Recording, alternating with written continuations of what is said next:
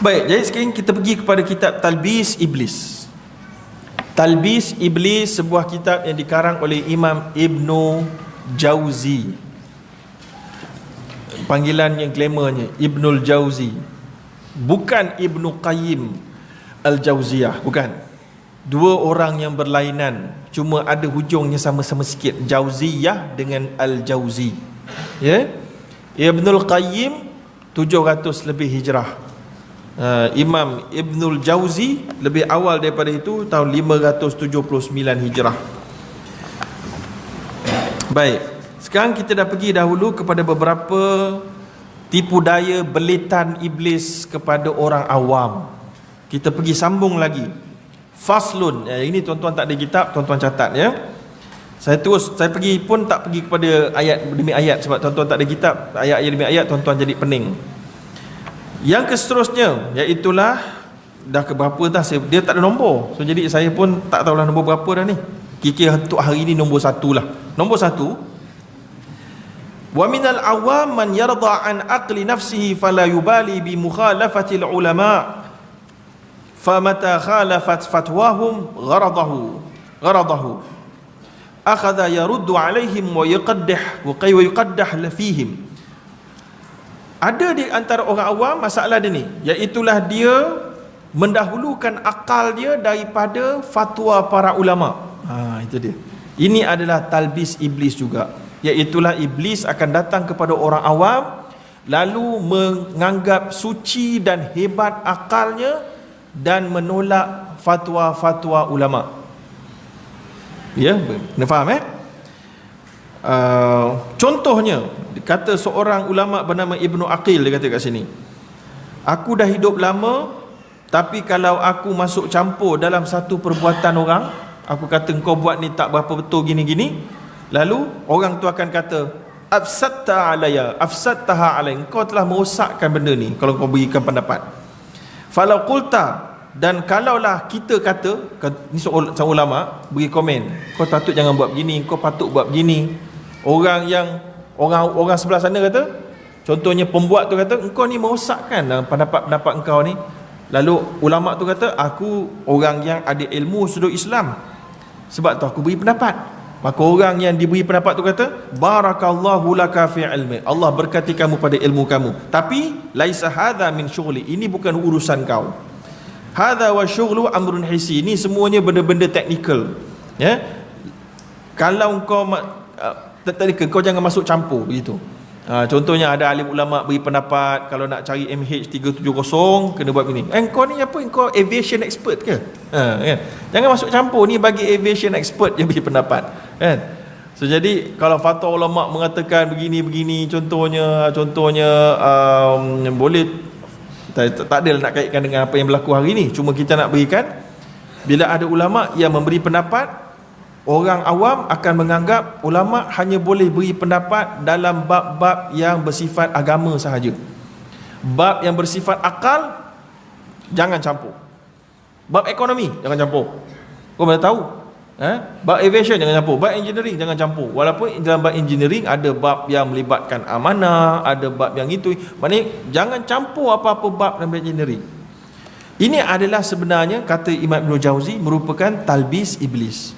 Orang awam yang akan sedikit demi sedikit memisahkan agama dengan dunia, lalu menyebabkan semua urusan dunia, para alim ulama jangan campur.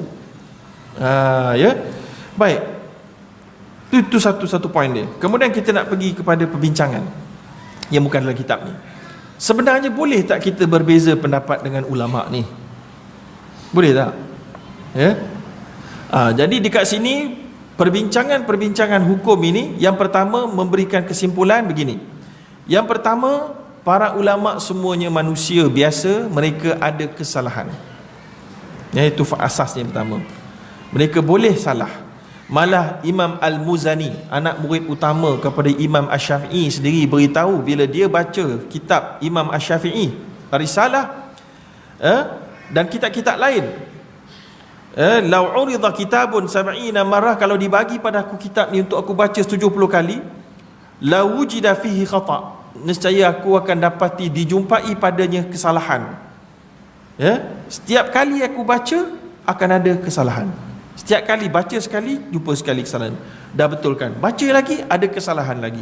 Ini yang dikatakan aballah ayyakuna kitabun sahih ghaira kitabi. Allah tidak mahu memberikan keistimewaan kepada manusia. Kita boleh buat satu kitab yang tak ada salah, kecuali kitab Allah saja yang tak ada salah. Ya. Baik, kemudian begitulah juga Imam Ahmad bin Hanbal pernah mengatakan bahawa ma ra'aitu ahadan aqallu khata'in min Yahya bin Sa'id walaqad akhta'a fi ahadith thumma qala wa man ya'ra min al-khata' wa tashif. Ya, Imam Ahmad bin Hanbal kata, aku dah baca, aku dah tengok, tidak ada aku tak nampak, tak boleh jumpa seorang yang paling kurang kesilapannya dalam bab ilmu hadis kecuali Yahya bin Sa'id. Kenapa dia tak sebut Imam Bukhari? Sebab Imam Bukhari belum ada lagi masa tu. Imam Bukhari belum lahir lagi masa tu. Ya? Yahya bin Sa'id, yang mana dia kata laqad akhta'a fi ba'dil ahadits, dia telah melakukan kesalahan dalam beberapa hadis. Dan kemudian Yahya bin Sa'id pun berkata, siapa yang boleh menghilangkan dirinya daripada segala kesalahan dan tersilap tulisan dan tersilap dengar dan seumpamanya. Jadi ini perkara biasa, tuan-tuan. Jadi para ulama ada kesilapan. So boleh tak kita bercanggah dengan ulama? Para ulama kata boleh, dengan syarat kamu adalah orang yang mempunyai ilmu dan tata faham yang sama dengan para ulama itu. Boleh faham? Jadi kalau kita nak bercanggah dengan ulama, dawabit, parameters ataupun dia punya syarat dia, kita tahu ulama itu berhujah dengan hujah apa, dalil dan dalil apa, bahasa yang digunakan oleh dia kita faham daripada A sampai Z, bukan kita skip beberapa. Kalau kita tak boleh faham beberapa, kita skip beberapa, maknanya kita bukanlah orang yang layak untuk mencanggahinya. Tapi ingat, para ulama pun ada manusia, dia pun ada ego. Sebahagian ulama bila ada orang mencanggahinya, dia sengaja mengeluarkan istilah-istilah yang susah untuk intimidate, untuk melemahkan orang. Itu adalah teknik hujah namanya. Teknik orang berhujah ni, berhujah, berdebat ni tak semestinya menegakkan yang hak sebenarnya. Dia adalah siapa lagi pandai berhujah. Sebab tu Nabi pernah sebut dalam satu hadis, ya, iaitulah aku ni manusia. Ketika Nabi jadi qadi, Nabi kata aku manusia.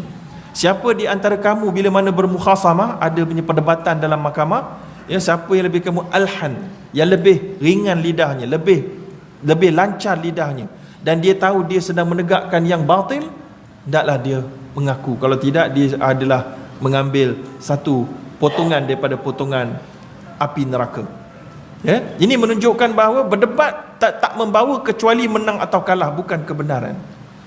Sebab tu bagi saya, berdebat dalam bab ilmu Islam ni untuk menang dan kalah, bukan untuk kebenaran menang.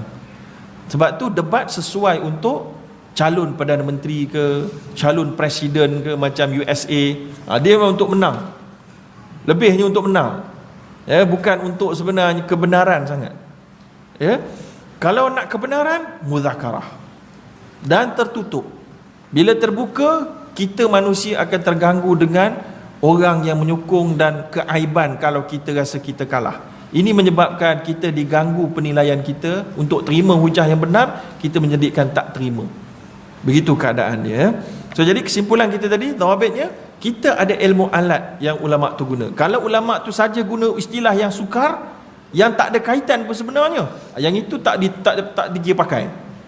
Kena yang berkaitan betul-betul dengan isu tu, kita faham istilah tu, dan kita rasa kita memang ada ilmu juga bab tu, dan kita tahu istilah tu digunakan untuk tempat yang tak betul. Ketika itu barulah kita boleh berdebat dan berhujah, atau bukan berhujah, menolak pendapat para ulama. Tapi kalau kita kosong, zero, baca pun malas, baca pun lompat-lompat nak bantah para ulama, itulah dia jenis talbis iblis. Okey? Dan itu yang pertama pada hari ini yang disebutkan, ya. Baik, yang seterusnya juga dawabitnya, para ulama pula dia kena faham, kalau orang bantah dia tak boleh marah orang tanpa berikan apa dia punya evidences dan dalil-dalil. Kalau orang tu pula orang yang ada ilmu juga, dia tak boleh bantah dengan mendakwa aku lebih tua, hormat sikit orang tua. Hormat sikit orang tua, nak kena tampar. Contohnya kan. Tak boleh. Dia tak boleh guna hujah tua sebagai dalil dia betul. Berapa ramai orang tua yang sesat dan orang muda yang sahih? Ramai. Maka sebab itu tua muda hanya ekstra untuk sifat kemanusiaan, kita hormat dia. Tapi kalau orang tua buat salah, tetap salah. Maka sebab itu para ulama disebutkan oleh para ulama yang lain, antaranya Ibn Taymiyah ada sebut, yuhtaju laha bil adillah asy-syar'iyyah la yuhtaju biha 'alal adillati syar'iyyah. Ini adalah kata daripada Ibn Taymiyah yang diambil, sampaikan ada juga kata-kata daripada lain sampai jadi satu macam kaedah. Aqwalul ulama, kata-kata dan pendapat para ulama, yustadallu laha la yustadallu biha. Pendapat-pendapat ulama mestilah dicari dalil dia. Diambil pendapat tu dengan tahu dalilnya, bukan diambil pendapat tu kosong daripada dalilnya dan dijadikan dalil pendapat dia. Contohnya ada ulama kata begini keadaan dia. Ni siapa kata halal ni? Ulama yang simpulan kata halal. Kita berhujah dengan nama ulama tu tak cukup. Kita kena tahu ulama tu berhujah dengan hujah apa sebenarnya.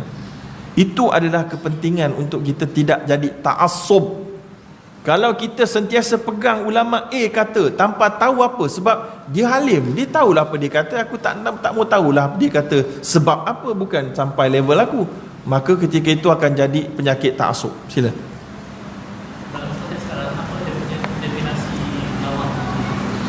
Ulama. Definisi ulama iaitu yang pertama daripada firmanullah, iaitulah innama yakhshallah min ibadil ulama. Orang yang paling takut kepada Allah adalah ulama. Ulama itu dia punya ciri dia adalah takut kepada Allah. Macam mana nak takut kepada Allah? Dia ada ilmu tentang halal haram, akhirat, punishment Allah, rahmat Allah. Maka sesiapa yang ada ilmu mengenal Allah, tahu hukum hakamnya, tahu mana yang Allah murka, tahu mana yang Allah redha, itulah dia ulama. Sama ada dia aliran pengajian rasminya pengajian Islam atau engineering atau medical atau apa sekalipun, tak apa, itu semua side story. Yang penting sama ada kamu yang tidak spesialis dalam, bukan spesialis, tidak rasmi di universiti ambil bahagian syariah atau usuluddin, tapi kamu ambil dekat sini, kamu ambil dekat kutak mengaji talaki kat sana sini, ada sijil buat additional punya pengajian, dan kamu ada tahu Allah murka begini, kamu pun jadi takut pada Allah. Bila nak buat benda ni, kamu tahu benda ni halal, benda ni haram, macam mana nak melaksanakan tanggungjawab wajibnya sebaiknya, ada ilmu itu. Sebab bila melaksanakan tanggungjawab wajib dengan ilmu, maka itu adalah ciri-ciri ulama. So siapa dia ulama? Itulah dia ciri dia. Dia mesti ada ilmu yang membawa kepada takut kepada Allah, daripada murka Allah, dan tahu bagaimana nak bawa kepada kasih kepada Allah. Tak kira dia punya ada sijil apa pun. Banyak lagi ciri-cirinya lain. Itu yang pertama, talbisnya. Yang kedua, talbis yang kedua yang kita nak baca pada hari ini, saya ikut Ibnu Jauzi punya. Tuan-tuan jangan duk tuduh saya apa-apa kalau tiba-tiba terkena mana-mana kumpulan. Saya baca Ibnu Jauzi punya pendapat.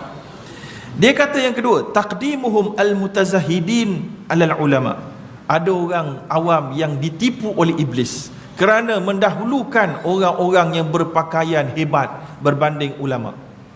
Sudah. Mutazahidin disebut sini, falau ra'auhu jubbatan suf. Kalau kamu nampak jubah dia, pakai jubah bulu hebat, nampak jubah ulama tu, ala ajhalin nas azamuhu, walaupun dia tu adalah manusia yang jahil, serban dia macam flying saucer tu, woi, serban hebat ni, ulama tok guru hebat ni, walaupun sebenarnya bacaan Fatihah dia pun salah. Contohnya lah, kan, masuk tanyalah ustaz, tengok baca Quran bermula hancur ustaz ni punya bacaan, kan. Ada sebahagiannya kena gitu. So ada ustaz-ustaz kita masuk tanyalah ustaz kena ngaji dulu, betul tak? Oh tengok, Allah ustaz yang ngaji, anak saya pun ngaji lagi bagus, tapi saya punya lagi teruk ustaz jugalah, kan, contoh. Jadi kena tengok ni, jangan pakaian kita hebat, nama kita hebat, selebritinya kita, ataupun anak muridnya ramai, tiba-tiba ilmu tak ada, pakaian saja yang hebat. Ya.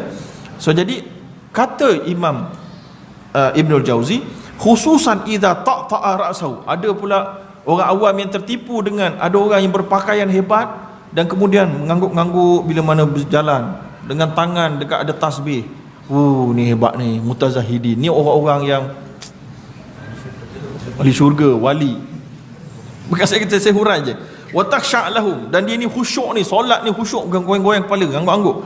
Wa yaquluna aina hadha min fulanil alim. Lalu dia pun berkata, dia ni hebat ni. Mana yang orang alim sana tu? Mana ada sampai tahap dia ni, kau tengok dia ni.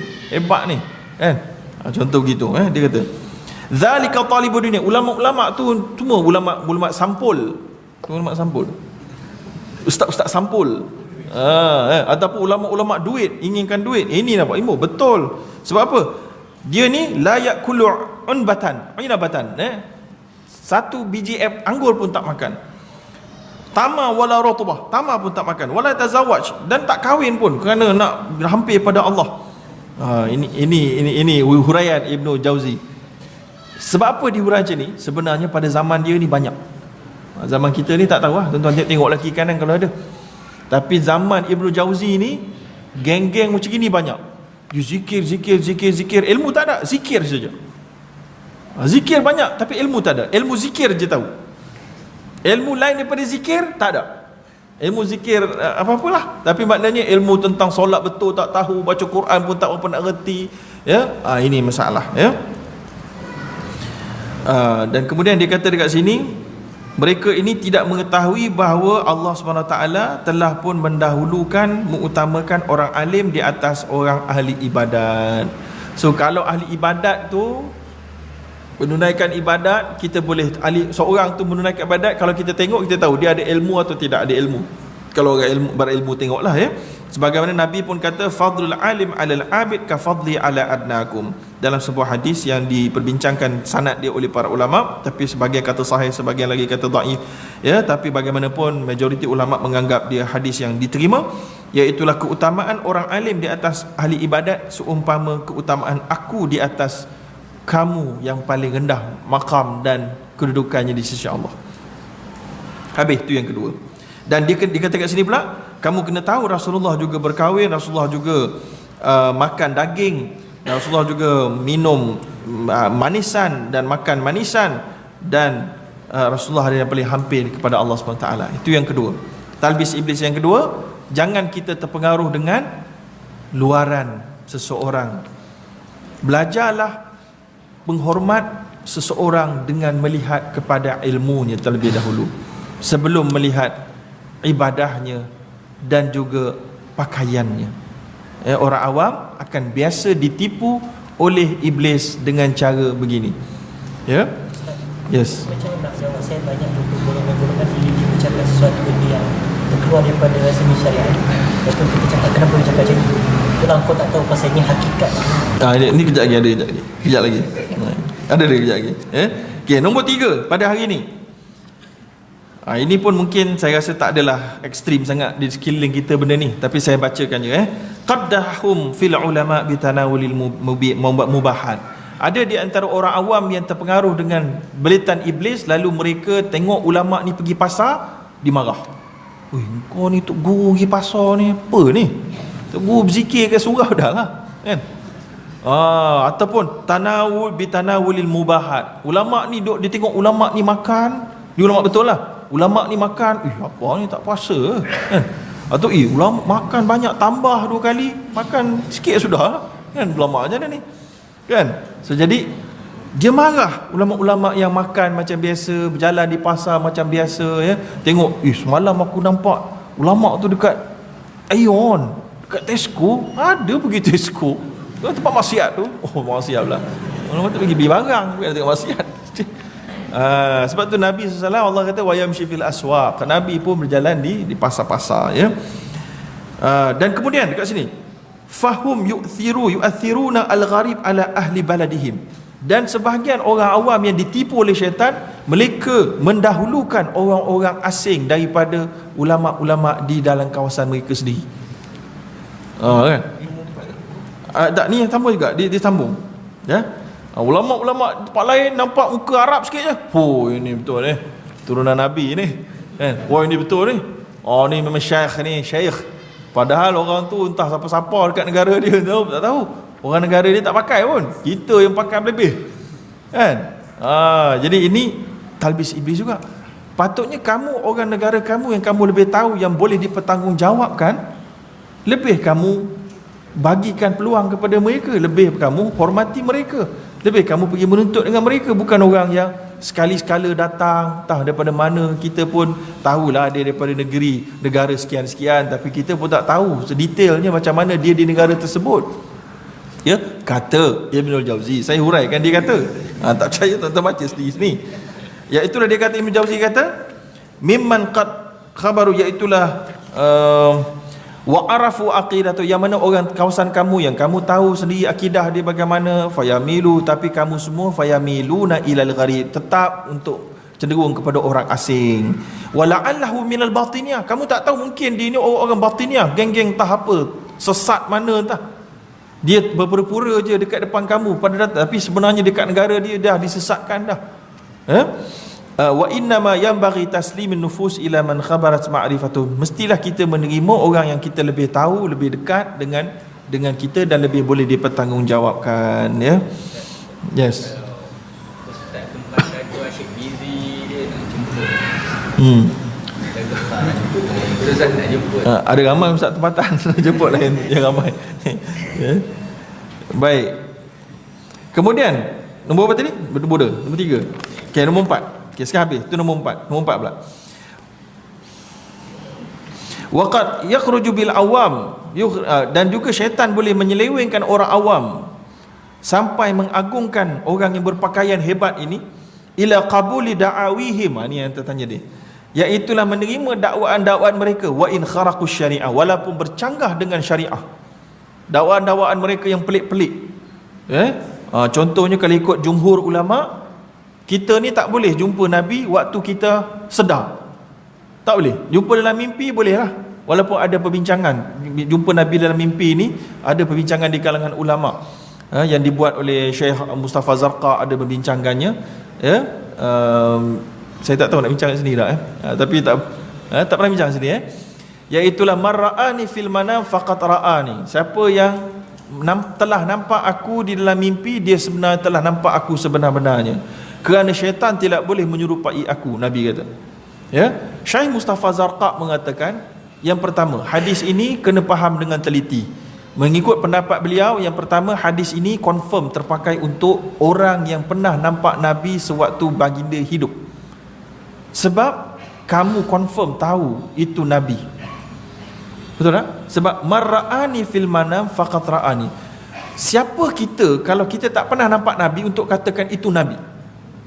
Faham tak? Maka sahabat sudah confirm, dia tahu itu Nabi. Inilah wajah Nabi, syaitan. Jadi kalau dia nampak Nabi dalam mimpi, Nabi beritahu apa-apa, semua dia tahu ini memang Nabi.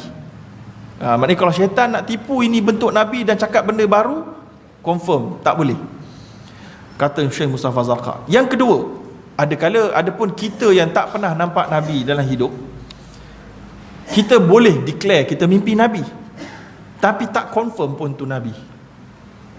Macam mana nak confirm? Kita mimpi kita berada dalam majlis Nabi, tapi tak nampak Nabi pun. Tak nampak Nabi pun, nampak cahaya pun tak nampak ada sebagian orang kat luar, tapi ini kasut Nabi. Macam mana kau tahu tu kasut Nabi? Allah bagi insting kat orang saleh.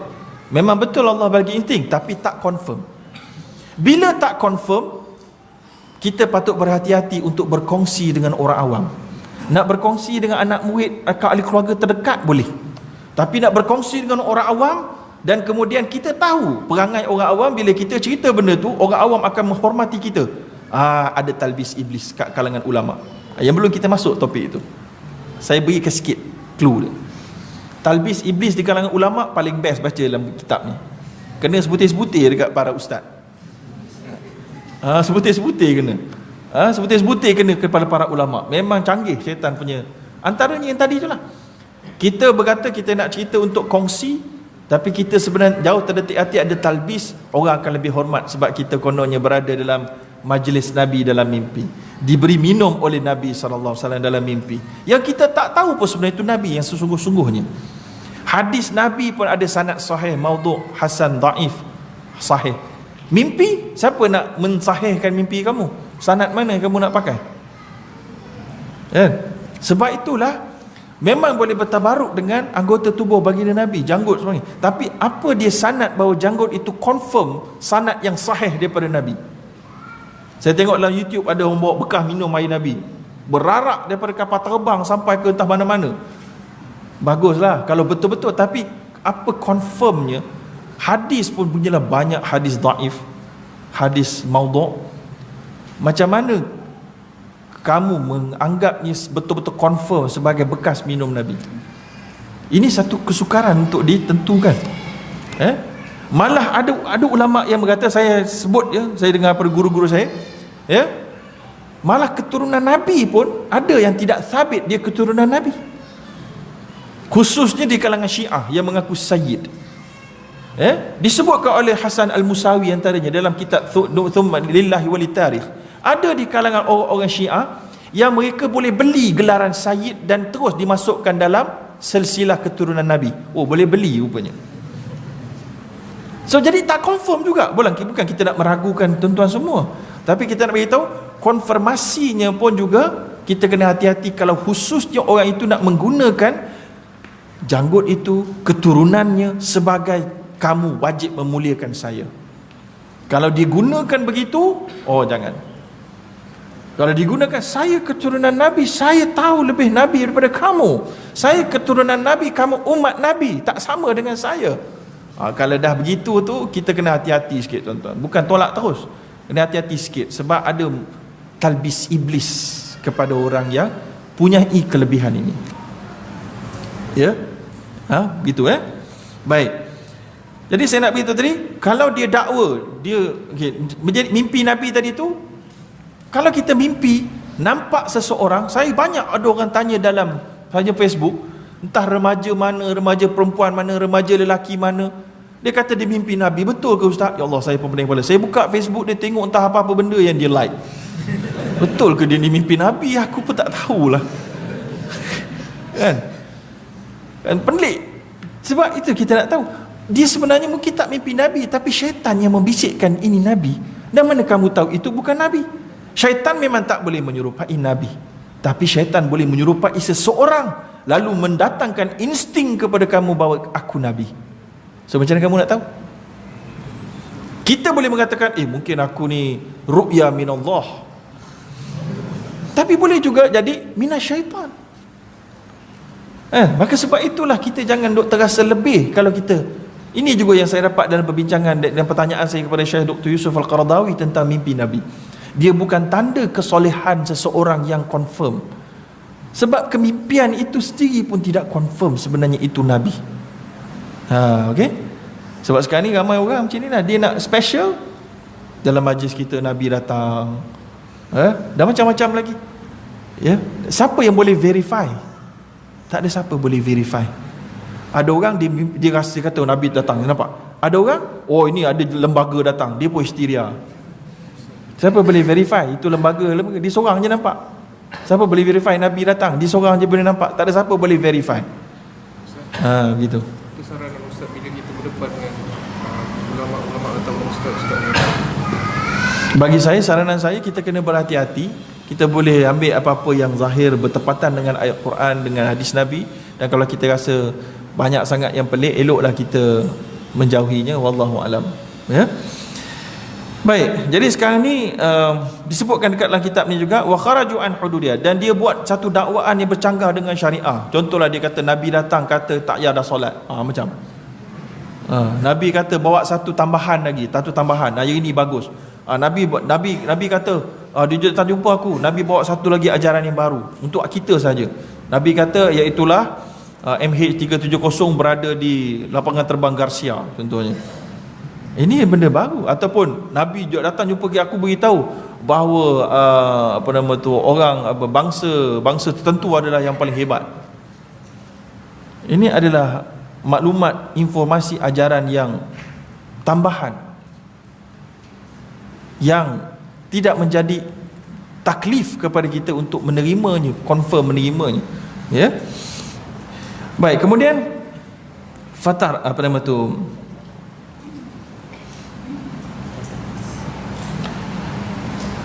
Dan kemudian ada juga di kalangan dikata kat sini apa dakwaan-dakwaannya, contohnya dakwaan-dakwaan dia iaitulah anta fa'alta bil ams kadza, kamu buat begini-gini semalam, atau apa yang akan berlaku, dia boleh ramal apa yang akan berlaku. Wala ya'lam anna iddi'a'il ghaib kufur. Dan Imam Ibn Jauzi kata, kamu tak tahu ke? Kamu semua kena tahu bahawa mendakwa tahunya perkara gaib boleh membawa kepada kekufuran. Dan kemudian orang-orang macam ini juga ada yang membawa ajaran yang pelik. Fala yarawna min haula'i mutanamsi umuran la tahil. Iaitulah mereka boleh bersaudara dengan perempuan-perempuan dan bersembunyi dengan mereka, berkhaluat dengan mereka. Wala yunkiruna dhalik tasliman lahu fi ahwalim. Dan anak-anak murid dia terima guru-guru dia bersembunyi berdua-duaan dengan perempuan anak murid dia. Ini ada berlaku di Malaysia, khususnya di kalangan beberapa jenis tarikat yang sesat. Ya, berdua-duaan dengan anak murid, menyentuh anak murid, sebab bukan aku yang menyentuh, Allah yang menyentuh, dan seumpamanya. Ya, kononnya menerima keadaan mereka yang tinggi maqam dan martabatnya, ataupun guru dia tak solat tapi sebenarnya sangka baik guru dia solat kat alam gaib. Ada ni berlaku dekat Malaysia, saya tahu. Ya, so Imam Ibn Jauzi sebut. Okey, yang keempat, yang kelima iaitulah itlaquhum anfusuhum fil ma'asi fa idza wabakhu takallamu kalam zanadiqah la atruku naqdan li nasi'ah. Ada di antara orang awam yang ditipu dirinya oleh syaitan apabila dia buat maksiat dan dibantah maksiat dilakukan olehnya, lalu dia kata, aku tidak akan tinggalkan cash untuk menunggu yang bertangguh. Benda tu. Ini bukan kewangan Islam ni, bukan. La atruku naqdan li nasi'ah. Aku tak akan tinggalkan yang cash kerana nak tunggu yang datang lambat. Maksud dia, aku tak akan tinggalkan nikmat yang boleh dapat di dunia kerana semata-mata nak tunggu nikmat dekat akhirat. Itu maksud dia. Ya. Walau fahimu la'imun binaqlin.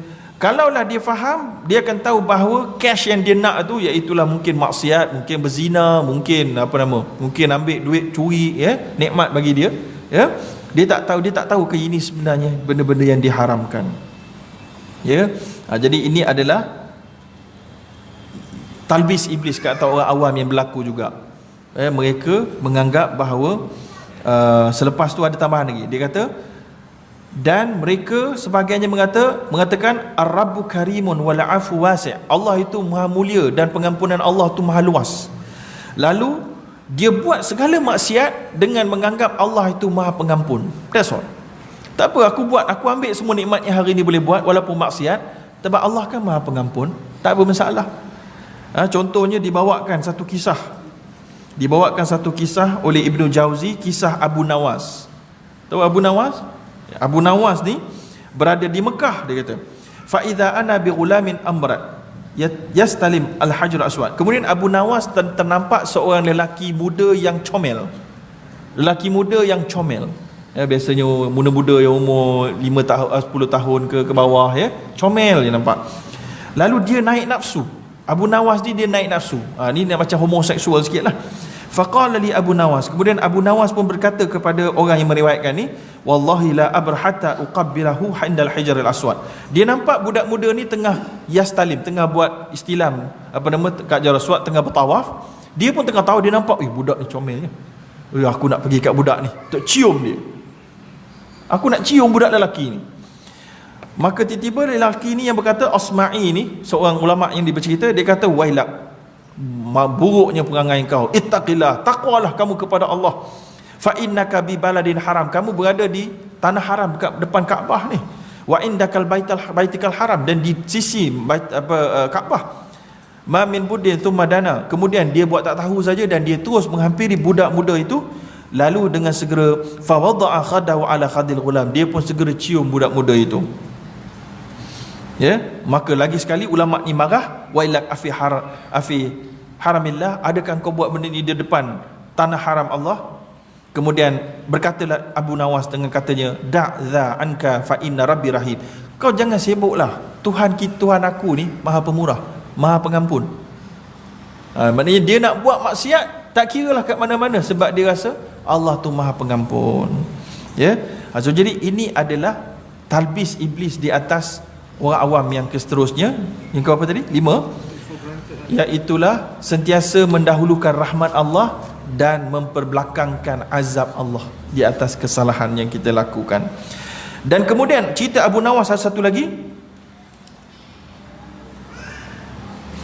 Waqad zakarna fi awal hadzal kitab anna rajulan zana bimra'atin fil Ka'bah.